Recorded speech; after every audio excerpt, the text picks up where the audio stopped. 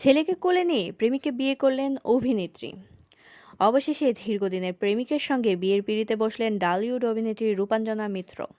শুক্রবার ১৯ এপ্রিল গোধূলি লগ্নে পরিচালক রাতুল মুখার্জির সাথে সাত পাকে বাঁধা পড়েন তিনি।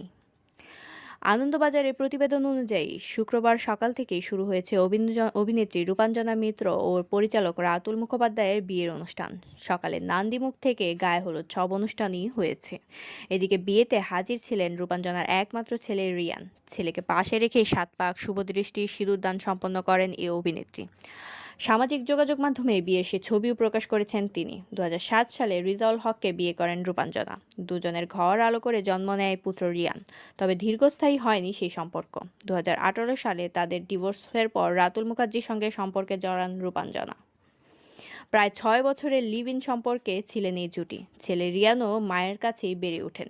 রাতুলের সঙ্গেও তার বেশ ভালো সম্পর্ক।